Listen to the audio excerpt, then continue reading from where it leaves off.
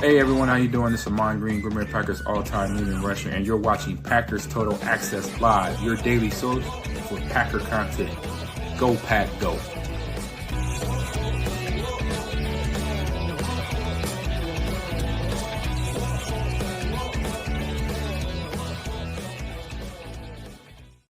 What's up, guys? Welcome into the PTA postgame show. My name is Clayton. You can check us out on packernet.com. Find me on Twitter at Packers_access. Hopefully everybody enjoyed the game today as the Packers come out on top 23-19. I got to be honest with you, man. It was a stinker in the first half, but the second half was a lot of fun to watch. And the big thing that sticks out to me just right off the bat, Taylor Elgersma kind of looks the part. To me, he looks a little more of the part than Sean Clifford does. And I know some may disagree. Sean Clifford probably has a much better grab of the offense. But Elgersma, man, turning his back to the line of scrimmage and selling those play fakes hard, turning around, letting that thing rip. To me, I feel like he might have the upper hand on Sean Clifford right now. I want to know what everybody thinks in the chat. If you guys would, hit that like button for us. Hit subscribe. If this is your first time tuning into the PTA Postgame Show, welcome. Thank you for making us a part of your post-game festivities. We go live daily here at PTA, doing pre-game shows, post-game shows, in-depth analysis. We do, the film breakdown, the whole 9 yards. So if that's the type of content you're looking for on a daily basis, feel free to subscribe and make sure you click that bell icon so you're notified every time we do go live. So we got Jacob joining us now from Wisconsin. There'll be a little bit shorter post-game show. Going to try to get about 40 minutes in before we got to run out of the house and head to the remaining festivities here on this Saturday evening. Jacob, I was just talking about Taylor Elgersma, man. He looks like he's taken some huge steps in the short amount of time he's been in Packers camp. I don't know how you feel about it, but I was just specifically mentioning, and we'll break down everything. We'll talk about everything in kind of orderly fashion, but that's the first thing that sticks out to me. Maybe it's fresh on my mind in the second half, but man, him turning his back to the line of scrimmage and just letting that thing rip on play action sets really, really impressed me. Yeah, I honestly, so I charted every single snap of this game. You did. No, you did. I did, wow. Man. I really tried to do the keep your eye off the ball thing. And at the end, I was just a little late because I was trying to get some summaries. And one of the things I said is Elgersma is really good, like a lot more, I guess, has more pocket presence than I thought he would, has more running capability than I thought he did. The willingness that I saw him putting his shoulder down and truck sticking guys and talking smack to him. And then I thought he had a freaking cannon. And does it surprise you at all that Clifford only had one drive and it was the last one there? And Elgersma basically played. I thought they weren't going to put him in, Jacob. I was like, I'm with you. I was kind of like, I wonder why they're not playing Sean Clifford more. And I think they wanted to get a real good look at Elgersma. You know what it kind of felt like as I was thinking about that, Jacob, was, are they giving Elgersma an extra look so they can justify, okay, we got a good enough look. He's not going to be the guy this year.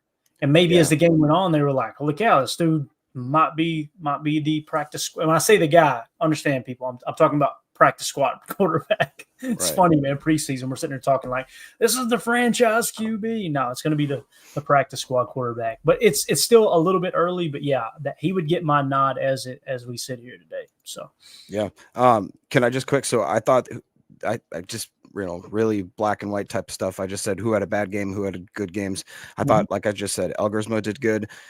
Wilson, it's like that guy is just good. Emmanuel Wilson, you throw him in, he just gets 8 a pop, catches the ball. He's just really, really impressed. I thought Cornelius Johnson, didn't get a lot of opportunities, but him and both Julian, is it Julian or Julius Hicks? Julian Hicks. I think it's Julian Hicks. Yeah. He had that one that got called back, but that one arm grab, just what a throw by Malik. And then 2, what an absolute beauty of a catch. And I thought Bo Melton had a decent game. I saw he missed a couple tackles, but he was willing to kind of set the edge, play the run. He had a pass breakup. And on the opposite side, I thought Kamal Haddon had some rough stuff going on, a few early penalties, some broken coverages. He did, though, kind of redeem himself towards the end of came up and made some good plays against the run and looked very aggressive. And then Belton, to me, just did not have a good game. Like, I liked the aggressiveness that he played with, but he had, I think, 3 or 4 penalties that either stopped the drive or was so costly that it basically killed any momentum that the offense had. And then I thought Stackhouse, unfortunately, I saw him miss a few tackles where it just seemed like they bounced off him, and I wanted to see more. There was one play too, Jacob, where they had an A-gap run, and as I watched it back, and again, the TV copy is hard to kind of get the full picture, but if I understood correctly, it looked like, okay, whose gap was that? And he was just man up in a shade on the center, and the center manhandled him. And I was like, oh, man, I wanted to see him just shed that, grab the tackle, get the stuff, you know? Yeah, what I will say is, I don't know if you guys are all aware of this, but they played their starters against our 2s and 3s for like the full first quarter and then part of the second quarter because they had Anthony Richardson going in afterwards. Yep. So honestly, I thought we played pretty darn good. If it wasn't for a few like mishaps here and there, we were on some pretty good momentum. Don't tell me, did Lloyd get hurt again? Did somebody say that? Yeah, so on the wheel route for Lloyd, and he was one of my positive players. I thought he looked good. I was just going to say he looked good. So he runs that wheel route, and it's like a 30-something yard catch. He gets kind of tripped up at the leg. Ankle? Stumbles. It wasn't ankle, though. Well, we don't know officially yet, but to me it looked like he got his balance, and as he's getting his balance, the defender come over and ear hold him. So it might be a concussion, I would imagine. So that's what it looked like, but I haven't heard any official word. Since we're on injuries, let's talk about this, and then I'll get my positive and negative players. But Sorrell left with a knee injury, okay? So we're kind of monitoring that. Baron Sorrell did leave with the knee. Hopefully he's okay.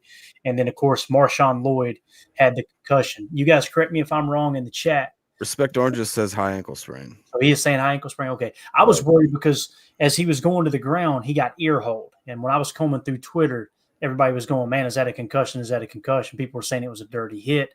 But I know this sounds bad, Jacob. Maybe it was just wishful thinking. I was wanting it to be a concussion instead of like an ankle or something. And I know concussions are dangerous the more they pile up, but you know how it is. That would have been like a freak concussion. If it is a high ankle sprain, man, it just continues, you know. But yeah. So it sounds like nobody. I'm the only person that thought it was a concussion. Looks like, so it must be a high ankle. There you go. I'd seen a couple comments on X going, it looked like a concussion. So with that being said, the Sorrell knee injury. Does anybody got anything on it? Let us know in the chat if you've heard anything else on Sorrell. Last I heard, it was just a knee injury, went in the blue tent, and they deactivated him for the rest of the game. So. Those are the only injuries I know of. But positive and negative players, I know you already said yours, Jacob. I had Elgersma as well. I had Marshawn Lloyd just because it was like, okay, get in there, get him some carries. The wheel route looked good. He looked really, really twitchy on the outside, especially in the pass game. And then Amar Johnson, I thought, showed back up again today as well. Negatives, like you mentioned, Belton. I'll tell you another guy I felt like had a really bad day was Kamal Hadden. Absolutely. Kamal Hadden, I mean, he showed up. If I were to just run through the notes and find his name here, late to the read on 2 plays on 1 drive. So he was just late getting to his zone, and it looked like a cover 6 look. He had the outside quarter and still didn't get there. That's just – you cannot let that happen. When you've got a defender that's helping you cover half the field deep and you get to your deep quarter that late, there's something wrong there. He also got called for a hold on a punt return. Yep. He also got called for defensive holding a little later. He also blew another coverage. Back to back, too, I believe. Yeah, then the very next play, he slipped covering a curl route, blew that coverage. Yep. And then I think that was all that's all it was, Jacob. When you get 5 negative marks, and the way I chart here, guys, and doing this, like you can see, that's a full page right now. And I try to limit myself to that, or else I write a whole damn dictionary. But when you get one player end up on that front page that could take up almost a quarter of the page, not a good look, man. You know, so Kamal Hadden, I think, sunk a little bit. Anthony Belton, the illegal formation penalty, guys, it sounds like what they're doing this year in the preseasons. They're really, really hammering down on that. Now, I'm not trying to justify anything else he did. I'm just saying if you remove the illegal formation penalties, I imagine it did. One of them wiped out an Elgersma touchdown pass. Who was that to? Ben Sims? Am I thinking right? It was to Ben Sims, my man. So if you took away those penalties, you still had negative marks on Belton for the false start. He got the personal foul. Right. And I want to say there was face mask. He had a face mask. Face mask. There you go. So, yeah, just a rough day. Now, I will say this, Jacob. Remove the penalties from Belton. I felt like he had a pretty good day. There were several times I've seen him engulf a defensive end like, oh, yeah, there you go. That's that model we're looking for. But anyway. Yeah, I agree. I think actually threw it to you in the group chat where I said, minus Slayer. I think I said he had a rough day, but I like the aggressiveness that he plays with. Like if I'd rather have a guy be too aggressive than being kind of a sissy. And actually, one of my only do you remember when Haddon? I don't know if you remember the tight end Warren, the new rookie that they got, who honestly looked pretty good. Yeah. He caught it with Haddon, was able to just lay him out, but for some reason he just did the most lamest, just didn't even throw his shoulder, just kind of tapped him out of bounds, and he had to open, like he could have made a real good hit. He could have popped the ball out, but he just pulled up for whatever reason. And my only other positive about him is after he had gotten burned, he again was going to come in and look like he was going to make a late hit, but he pulled up. And I said, hadn't made a good decision pulling up to avoid penalty. It's like, all right, that's your two highlights. That yeah. But anyways, one thing I want to highlight too is Whelan looked real good, man. Him booting that thing. He's unbelievable, man. He's a hell of a punter. It's just really nice to I'm not worried about the special teams whatsoever. And I thought some of our gunners looked all right. What do you think about Abikonda getting so much playing time and nobody else really returning kicks? Yeah, it's almost like they're trying to give him an opportunity to, whether it's secure his spot on the practice squad or potentially on the 53, I don't know, but they're really giving him an opportunity in that kick return. It's just like that's his role, right? Did anybody else return a kick, Jacob? Anybody else on kickoff? I think that Ballantyne maybe did or something like that. Okay. Actually, you know what? I think I got it in front of me here. Yeah, and J. Cole, while you're looking that up, J. Cole says, I question that Anthony Belton was high in the first half. It was odd. It was very, very odd in that regard. Yeah. Ballantyne had 1. Abikonda had 5. There you go. So, yeah, and again, it's kind of like the Elgersma thing in the second half, or what was it, the second quarter all the way through the third quarter, really deep into the fourth. You're trying to give them an opportunity to play themselves off the team. You know what I mean? That might be one of those things, too, with Abikonda there on the kick return.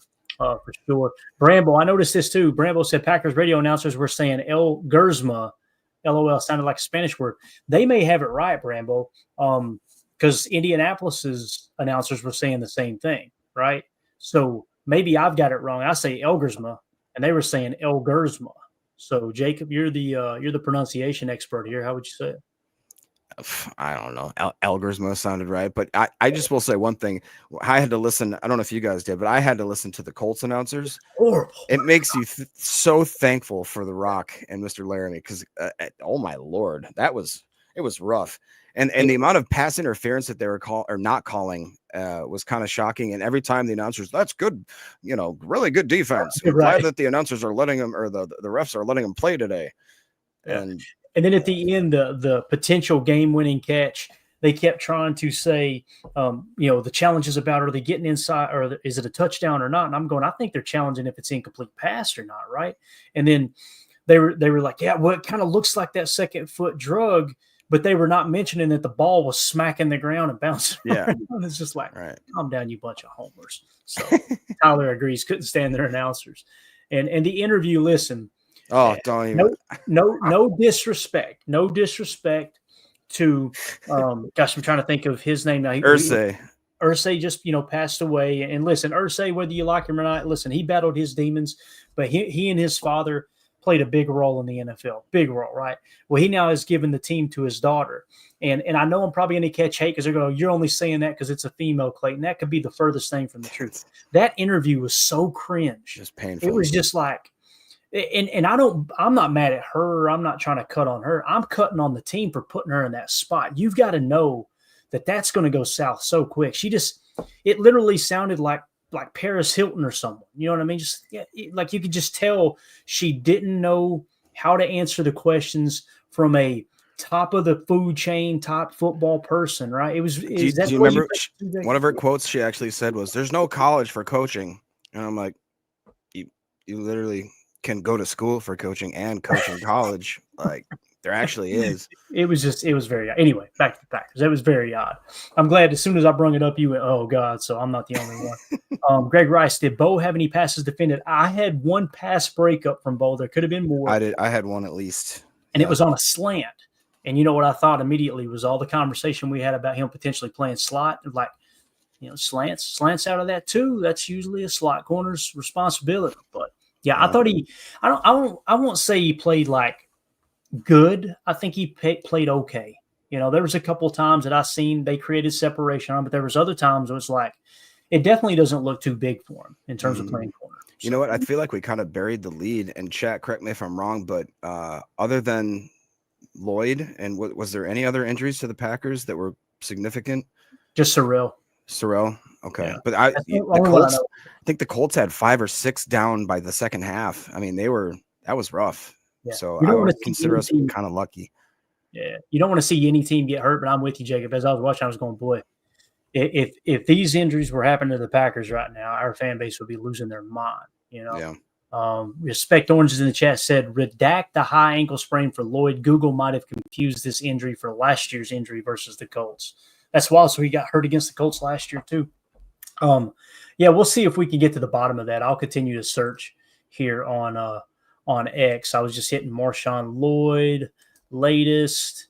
I've still not seen anything. And again, I wish I could show you all the play, but he gets absolutely earholed. To me, it doesn't look like the ankle. Ed Madden saying that Omar Brown was injured as well. Is that right? Okay. So we'll keep an eye on that as well. So, all right. Good deal. Respect Oranges. If you hear anything else, let us know, buddy, for sure.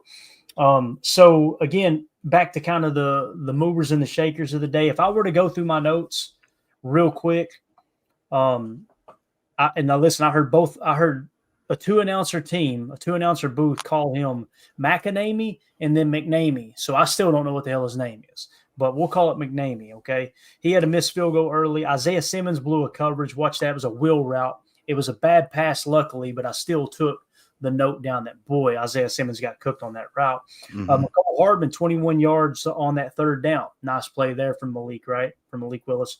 Julian Hickson, when you were talking about one-handed grab for 31 yards. However, a Donovan Jennings hold brung it back. So, again, that's why it's important. If you're just looking at the box score, if you're just going through the play-by-play on ESPN or what have you, what ends up happening is you don't even see that play.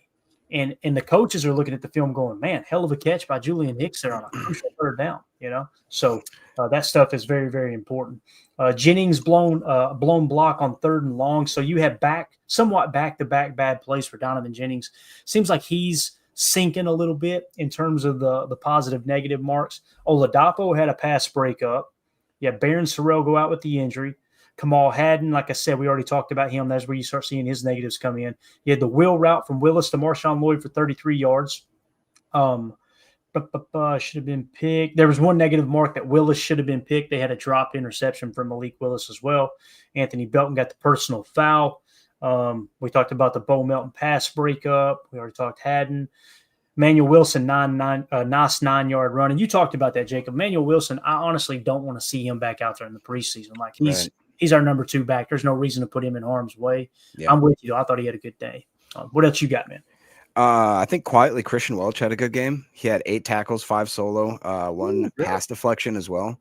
And I just thought that he looked very comfortable there. Isaiah Simmons was our leading tackler with 9, 5 solo, but out of position a few times. But all in all, I thought he does look honestly more like a safety or like a corner. Like I was shocked at kind of how light he looks, but he does move around pretty good. Both of our second and third running backs, if you want to call them that, had really long pass receptions. One of Marshawn Lloyd of 33 yards, the other from Emmanuel Wilson, like you said, of 32.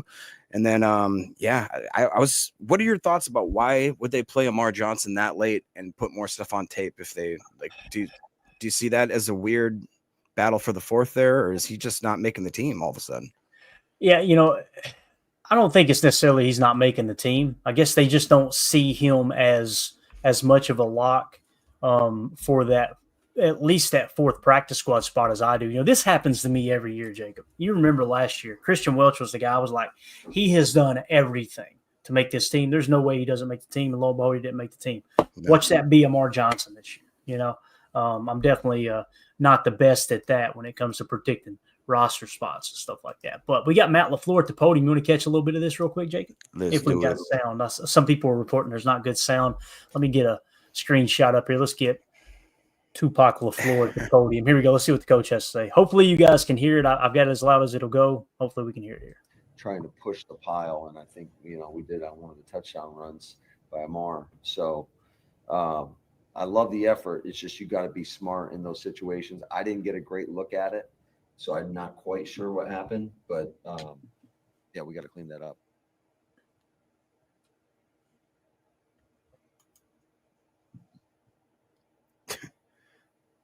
The awkward pause. Yeah, he fumbled the football. That's the play that Belton got called for the face mask. So you got, a double whammy, because not only do they gain possession of the ball, but then they got I want to say they tacked on 15 on that. I think that was one negative play there from Emmanuel Wilson. He was the one who fumbled on that play, right? Yep. Okay, here we go. Keep going. I wish we could hear the questions. It drives me insane, dude. Oh, yeah, absolutely. And in fact, I was really proud of our veterans that did not play in terms of their ability to stay locked in. And they're coaching the guys up. They're encouraging them. Told them at halftime, it's hard to bring that energy when you're not making plays. I said, but you got to bring some level of encouragement for the guys that are out there. And I thought they were dialed in for 4 quarters and did a nice job with that. Nate McSwain in the chat while they're asking the question. How big of a dip do y'all think LaFleur has? Things that he did. Obviously led us on a couple scoring drives. I do think there were a couple times where he put the ball in jeopardy in some tough situations, and we got bailed out by a penalty on the defense. So I think there's a lot to like, but also a lot to learn from. All right, one more, guys. I know y'all are struggling to hear it.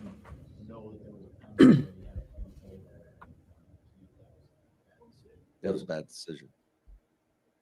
Oh, we need that soundbite for sure. My goodness, we'll just end it right there. I apologize, guys. I still don't understand how it's 2025 and we can't get the audio turned up. And this happens on podcasts too, Jacob. You ever listen to a podcast and I got the volume cranked up? I'm running a walk behind mower and I'm like, I can't hear what they're. At what point do you go, they can always turn it down in their headset. They can never go so high. I don't get it, man. What the hell's going on out there? Once you drive up to Green Bay and ask them why they can't get their mics turned up. Well, no, in Green Bay, I thought, is it just because we're on the road and we don't have the same equipment that, how do you not account for that, though? That just seems weird. I just feel like it's always been an issue. You can get one of these little clippy things that goes to your collar and then you're good to go, right? I'm sure Coach would be excited about wearing that, wouldn't he? Yeah. All right, moving along. In the rest of my notes there, Anthony Belton, the face mask, we talked about that, and the Emmanuel Wilson fumble. That's what Coach LaFleur was just talking about. And then we had Deslin Alexander with the sack, right? Yeah, I was going to ask about that little stunt / twist or whatever. When you watch it, yeah. I'm not trying to take anything away from Deslin Alexander, but boy, he had a straight shot. Randolph just cleared the way. Took 2 blockers with him on the stunt. Scrape. You're in there. Randolph had a good game, actually. He had I believe a batted ball, and I think he had another good tackle. Yeah, I was actually surprised at that. Honestly, Malik Willis, to me, I feel comfortable when he's in command of the offense. He had a couple balls that were really amazing. And honestly, Marshawn Lloyd, the only thing that I can but one of the things is when Malik was scrambling to get away from, I believe it was the 3rd down, he did that kind of Brett Favre shovel pass. He should have caught that ball. It was in his hands and he bobbled it. And then the next play, he had another missed catch that was a little bit longer. But honestly, after that, I thought he rebounded pretty well. So I'm pretty. Oh, you remember the scramble when Fitzpatrick caught it on that kind of was that a 4th down or something like that? I think it might have been. I like the way that Fitzpatrick looked, I'll be honest. And then obviously Ben Sims had the one that was called back like we talked about, but I'm really confident in the tight end room right now. It just all these groups, man. The running back room is deep. The tight end room is deep. Wide receiver room is crazy. Nair, I believe he didn't have a catch, but I still like the way he looked, man. He just looks like a giant out there. I love it. Yeah, definitely. All right. What else here we got? Elgersma, the swing pass to Wilson for 32 yards. Beautiful play there. Wilson obviously recovering from that fumble. That was absolutely huge. A bounce back there. Belton illegal formation. We talked about it. McNamee, 43-yard field goal, right? Nice little field goal there. And then we went on a little positive run here. Here's my notes, Jacob. Elgersma, nice drive, plus an Abani Conda touchdown, right? Or was it? No, it was it Amar Johnson's touchdown? I think Mar had the last one where Amar was the last one, so that wasn't a Bondi Conda touchdown. Yep. There you go. Elgersma to Cornelius Johnson, then Elgersma to Cornelius Johnson for 18 yards. That was somewhat got hot there late in the game. Then Amar Johnson with the 9-yard touchdown. He drugged the pile. Did you notice how he drugged the defenders into the end? Absolutely awesome. And then, of course, McNamee misses the extra point, makes things somewhat interesting there. Amar Johnson, B-gap run, right, for the first. Listen, Amar Johnson, there's just something about Amar Johnson that, I don't know, man. I want to say it was on a third down, too. It was like a 3rd and 4, so they were probably playing in 4-down territory. But he just has a unique ability to just get what you need. You know what I mean? And the way he hesitated, jab step to the A, bounce back to the B, got low underneath the tacklers, got just enough for the first down. So, really, really like that run. Sean Clifford, of course, scrambles for the touchdown. I think what they said was a zone read. And then I want to say this, that game-winning play, essentially, Jacob, the touchdown that got, or, what we thought might be a touchdown there, the deep pass in. Got to give props to Tyron Herring. That hit he laid on him. If he doesn't fly over and hit him, that's an easy catch for a touchdown, Yeah, I mean, I'm not going to lie. When that happened, I was like, oh, man, all this for them to lose it in the last. And then, you look at the replay and, again, the homers there, the announcers, it made it seem like that it was going to get overturned or something. But, I mean, good play by Herring. Didn't have much opportunities, but that's what the preseason is about, is when you do get the chances, you have to, show up on the tape. And, that's good for him. Yeah, definitely. Let's go to the box score, unless you've got more notes, Jake. Have you got any more notes you want to hit on there, man? No, I think we've one thing I would say, is that I noticed that there was a lot more attention to ripping the ball out. When one guy was wrapping up, the second guy came in, and like they were doing it. If they keep that up, I just really do feel like that we're going to have a lot more forced fumbles going into this next year. Yeah, definitely. Is this legit here? I can't remember now. Ed Madden said Amar Johnson, Greg, 4.3940. Did he really run a 4.3? That's crazy. Hey, confirm that for me, Ed. Yeah, somebody, Jamie, somebody confirm Amar Johnson 4.3940. I know he had a good RAS when we signed him, but if that's the case, man, because I don't see him as a speed back, Jacob. You know what I mean? To me, he looks like just a good contact balance, one cut and go type of guy. But man, if he's got that kind of speed, that's huge too. So, let's roll through the box score here. Let's start on offense with our quarterbacks. Taylor Elgersma led the way. 7. Yeah, there you go. Respect Orange just confirms. Thank you, guys. Appreciate you. 4.3940. Wow, that's crazy. That is. Elgersma, 7 of 11 for 109 yards. He was sacked one time, lost 6 yards on that sack. However, no touchdowns, no interceptions, but he just looked efficient, Jacob. And his ability to utilize play action in Matt LaFleur's offense impressed me. Did you notice the interaction between him and Matt, too, on the sidelines? It just looked like, when you're talking about a player that's trying to play his way onto a practice squad, they're typically just like a yes man to the head coach. It looked like he wasn't disrespecting Matt, but he was being very vocal with Matt. And you see Matt turn away kind of quick, like in a good way. I was just thinking, Elgersma looks the part. He just looks like he knows what the hell he's doing. He's got confidence. And if you've got confidence, you take that back into the huddle. Man, that is infectious with those other 10 guys in the huddle for sure. So I really, really like the way he played tonight. Malik Willis, 6 of 14 for 83 yards. Not a great outing, but not horrible, I would say, given the different cast of characters that were playing there with the makeshift number 1 team, right? And then Sean Clifford, of course, only 1 of 4 for 11 yards. I just feel like Elgersma, and it's not just because of this game. We've talked about the arm talent. We've talked about the athletic ability. We've talked about, can he grab the offense? To me, it looked like he grabbed the offense. And, Jacob, I'm going to talk about a division rival for a second. I want to get your take on this. We talked earlier in the week how Caleb Williams was struggling to pick up the Detroit offense, right? And then you look at Taylor Elgersma, who just, came over from Chicago Canada. Offense, but yeah. Yeah. And you look at Taylor Elgersma, who comes over from Canada, and it seems like he picked up Matt LaFleur's offense like that. Yeah, it really does. One thing I will say, too, is that, like you said, just seems like Elgersma just had more confidence, and it seemed like they didn't want Clifford to throw the ball. You know what I mean? They weren't letting him kind of sling that thing, almost as if they knew what they had or knew what they didn't have there. But yeah, like you, man, I think that Elgersmo showed a lot today, and I'm a little weary, just because I know if you ask Ryan, he's still very hurt that they let his guy Michael Pratt go, somebody that kind of flashed in the same way, and then all of a sudden, before you know it, he's gone. So I'm just a little gun shy to fall in love again, but Hey, I like Michael Pratt too. His college tape was really nice. It was, and that was another one just like Christian was last year. I'm like, man, I missed that one. I thought for sure they were big on that dude. So, yeah. Cody asks, how many penalties on Belton?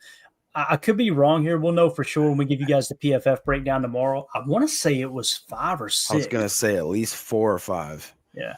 So hopefully it's closer to 4 than the 6. But, yeah, it was a rough day, no doubt, for Belton, man. He, and you know what? Might be a good thing. You know, get all that on tape and like, hey, you got to control your emotions. You got to make sure you're playing under control. I don't think it was like the face mask and stuff and the, whatever. I don't think it was him going, I'm going to be overly aggressive. I think it's just you got to be able to turn it off at the whistle. You know what I mean?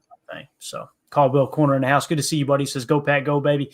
Good to see this team get a dub, even if it wasn't perfect or if it's preseason. Amen, man. You got to create a little bit of momentum going into the season. It helps. I think that's very well said there. But again, you guys know how I feel about this stuff. I'm not, just like last week, it wasn't the end of the world. I'm not looking at this 23-19 victory over the Colts like, oh yeah, baby, Packers they're going to the Super Bowl. You got to put everything in perspective. But all right, rushing carry wise, it looks like Izzy Abanikanda had the most carries, 12 carries, 43 yards, and a touchdown. Pretty decent day at the office there. Emmanuel Wilson, 5 carries for 33 yards.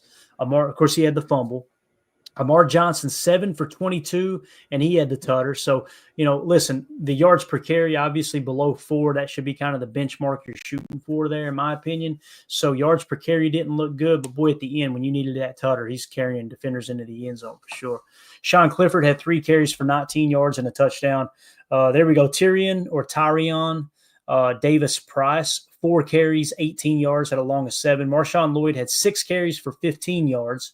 Chris Brooks, 2 for 5, and then Taylor Elgersma tucked it and ran 1 for 4 yards. So in terms of the running game, Jacob, Izzy took a step forward today, I believe, man. Yeah, I do too. And it is kind of confusing, much like with the amount of playing time that Elgersma got. It's like, what does it mean? Is that a good thing or a bad thing? Like you said, is it a good thing that they want to see him or they have a lot of confidence in him, or is it the opposite? And it's the fact that they kind of give him their last kind of hurrah. And I don't know what to think, honestly. It's going to be an interesting cut day. Yeah. I feel comfortable that Chris Brooks is probably going to, if they carry forward, it'll be Chris Brooks. That's kind of where I'm at right now, though. Amar Johnson's showing a lot. Don't get me wrong. And I can't wait to see him next week. But it just feels like Chris Brooks' value in the passing game, whether it's pass pro or catching the ball out of the backfield, far outweighs what the other guys have done up to this point. Moving on to receiving, Cornelius Johnson led the way, 3 catches for 41 yards on 4 targets. Pretty good day at the office there. Marshawn Lloyd with a 33-yard wheel route. Emmanuel Wilson, a catch for 32 yards. We've seen that. He actually got targeted twice. I didn't realize Marshawn Lloyd had been targeted 4 times. However, there was 2 where the quarterback was getting hit, and they just kind of shuffled it out of there. So I don't know if you'd really consider that an adjusted target or not. Johnny Lumpkin, 2 catches for 22 yards on 3 targets. McCole Hardman, 2 catches for 27 yards. Julian Hicks had a grab for 14. Amar Johnson had that his only target. He caught it for for 11 yards. On his 1 target there. So showing he can catch the ball in the backfield's going to help his chances as well. Like you said, John Fitzpatrick, couple targets, 1 catch, 9 yards. Ben Sims should have had a tutter. That sucks. Yeah. It is what it is. Isaiah Nayer got targeted 3 times, didn't have a grab. Kind of a little bit surprising there. You'd like to see him be able to capitalize on the opportunity. Yeah. Yeah, that was my only kind of disappointment was, I like the way he looked. He really does look like a big commanding receiver. So I hope that he kind of turns it around, but Yep. All right, moving along. So there's your receiving statistics. We had 1 fumble lost. That was from Emmanuel Wilson. So moving on to defensive side of the ball, Isaiah Simmons, 9 tackles. This is, to me, why tackles, you got to be careful. You would look at that box score, Jacob, if you didn't watch any of the snaps, and go, Isaiah Simmons, pretty damn good day at the office. I felt like he did not have a good day. I had him blowing one coverage on a wheel route. I also had there was another time too underneath. I want to say he was late to his spot. I didn't feel like he played well. With that being said, we'll probably look up at PFF tomorrow, and he'll have the highest grade on defense. Yeah, I had the same kind of notes on him where it just seemed like all of those tackles were him either chasing something or, kind of being out of position in his zone. But, like you said, I'm sure that we'll get proven wrong tomorrow. He'll have like an 80 PFF grade, and yeah. Yeah, and Tyron Hopper, I didn't have it in the notes, but there was one play in particular where he was in coverage. Yep. I thought it was pretty impressive. I wrote a note down saying like he looked actually in position running stride for stride. Yeah. H.E. Soder with the super chat. Thank you, Soder. Appreciate you, buddy. Says Hopper in pursuit is a thing. All right. I like his chances. Isaiah Simmons, you look at this stat line and you would think Isaiah Simmons had a better day than Tyron Hopper, right? However, Tyron Hopper did have a tackle for a loss, and Isaiah Simmons' tackles. The thing I don't like about Isaiah Simmons' tape so far, and it's just 2 games, he looks like he's so focused on technique, Jacob, that he's not getting to the point of attack quicker than he should. I mean, he's got world-class speed.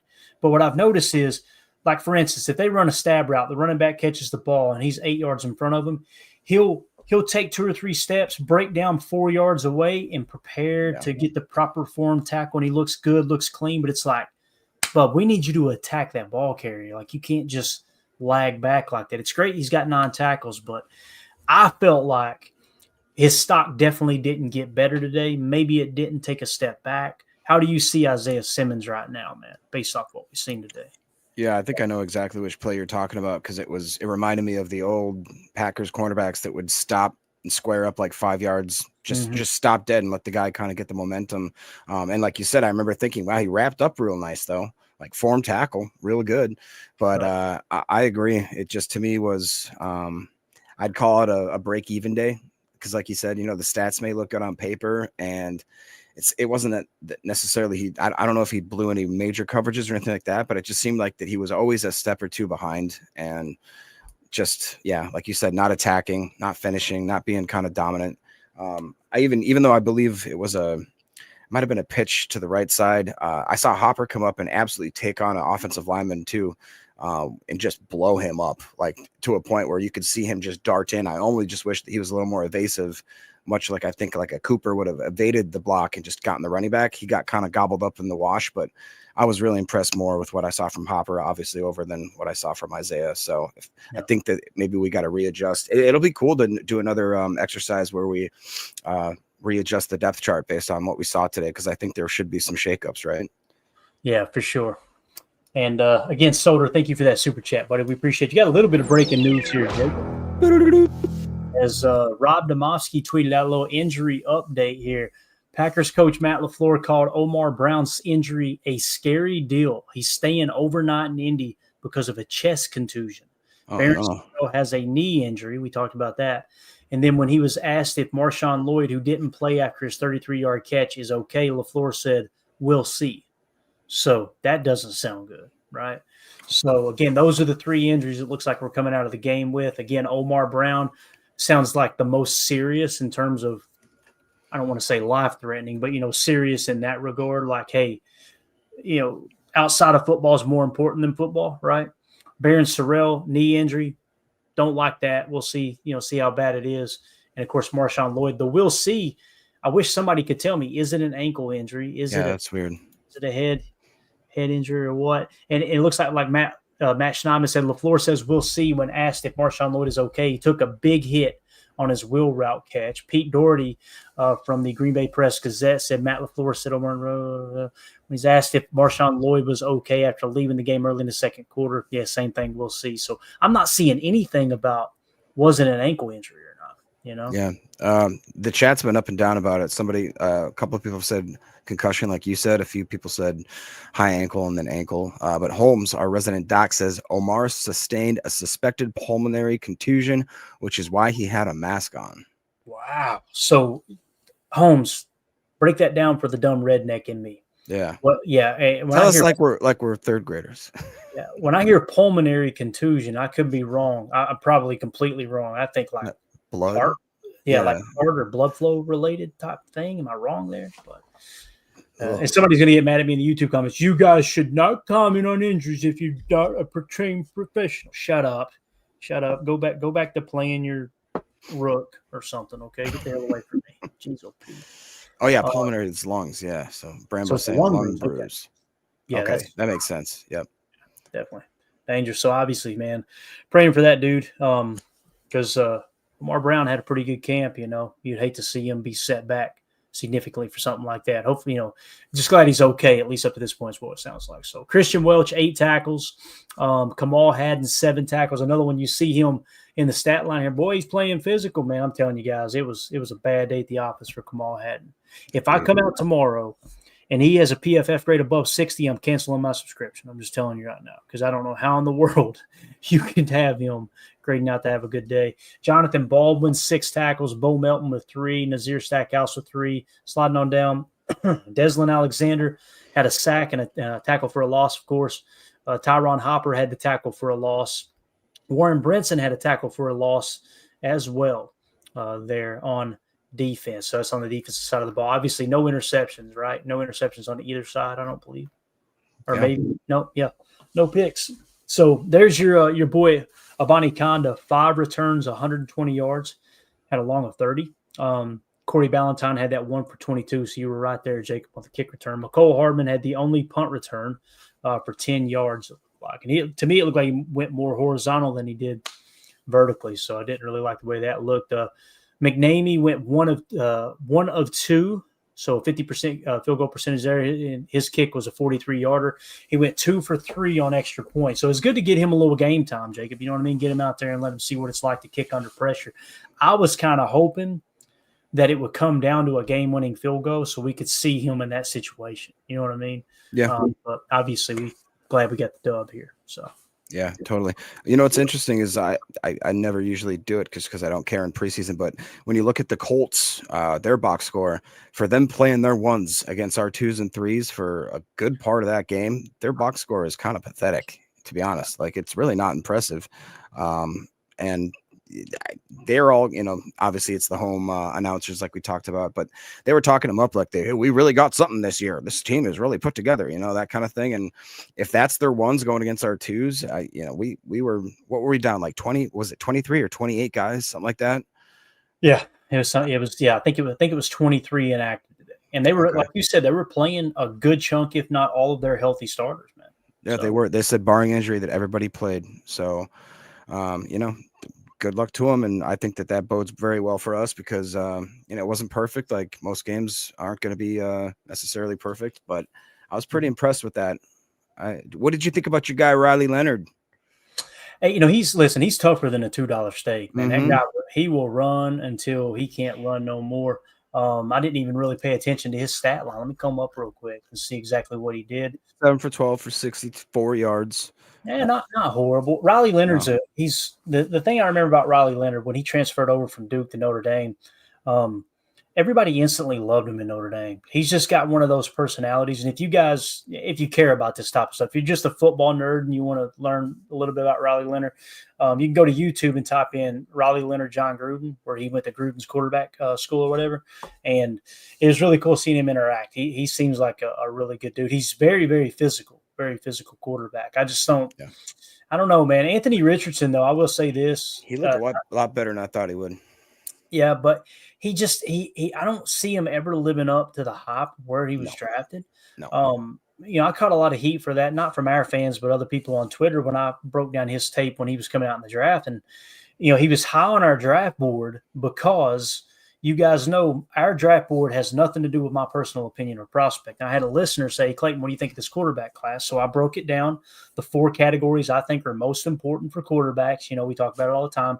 Accuracy, quick release, pre-snap read, post-snap read, right? That's the 4 things. If you can do that, you can play quarterback. I don't care if you can throw a ball 85 yards or not. Doesn't make a hill of damn beans to me. If you can't read a defense, if you don't have a quick enough release to get the ball out, if you've got to load that thing up to get it down the field like that, it's doing us no good. He was the worst of those first round quarterbacks that year that I broke down. So I don't know, man. I just don't see him as an NFL quarterback. Now, maybe he can turn it around. I don't know, but Daniel Jones to me looked just as good. Honestly.